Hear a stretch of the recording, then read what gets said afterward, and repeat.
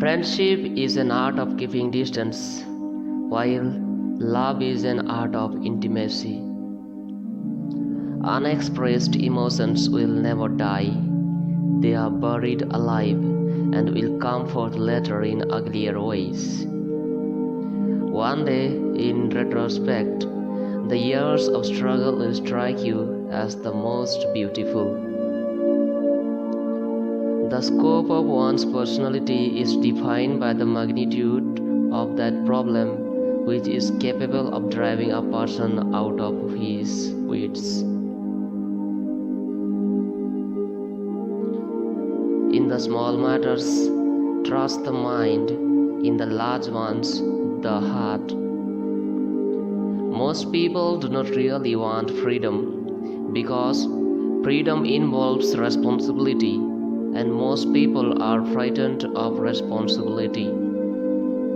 The voice of the intellect is a soft one, but it doesn't rest until it has gained a hearing. Being entirely honest with oneself is a good exercise. Out of your vulnerabilities will come your strength. Before you diagnose yourself with depression or low self-esteem, make sure that you are not surrounded by fools. What a distressing contrast there is between the radiant intelligence of the child and the feeble mentality of the average adult. Men are moral than they think, and far more immoral than they can imagine. Dreams are often most profound when they seem the most crazy. Children are completely egoistic. They feel their needs intensely and strive ruthlessly to satisfy them. We are what we are because we have been what we have been. Everywhere I go, I find a poet has been there before me. When inspiration does not come to me, I go halfway to meet it. Human beings are funny. They long to be with the person they love, but refuse to admit openly. Some are afraid to show even the slightest sign of affection because of the fear that their feelings may not be recognized or, even worse, returned. But one thing about human beings puzzles me the most is their conscious effort to be connected with the object of their affection, even if it kills them slowly within.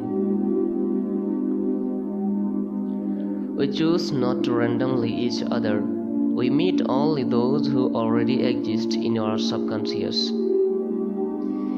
It is that we are never so defenseless against suffering as when we love, never so helplessly unhappy as when we have lost our loved object or its love. In the depths of my heart, I can't help being convinced that my dear fellow men, with a few exceptions, are worthless. Whoever loves becomes humble. Those who love have, so to speak, pawned a part of their narcissism. Words have a magical power. They can bring either the greatest happiness or deepest despair. A woman should soften, but not weaken a man. The behavior of a human being in sexual matters is often a prototype for the whole of his other modes of reaction in life. Everything that you do in bed is perfectly and absolutely acceptable if only both the sides enjoyed it. All family life is organized around the most damaged person in it. Love is a state of temporary psychosis. The question that has never been answered, and which I have not yet been able to answer despite my 30 years of research into the feminine soul, is what does a woman want? The virtuous man contents himself with dreaming that which the wicked man does in actual life. The only person with whom we have to compare ourselves is that you in the past. The more perfect a person is on the outside, the more demons they have on the inside. He does not believe that he does not live according to his belief. The mind is like an iceberg.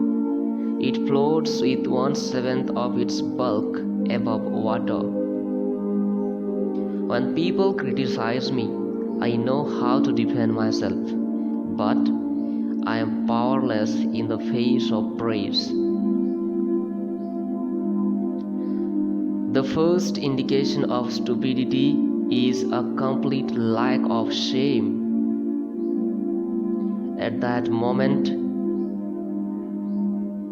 when a person starts to seriously ponder the meaning and value of life, you can consider him a madman. The task of making people happy did not form part of the plan of creation. History is just new people making old mistakes. Thank you for listening.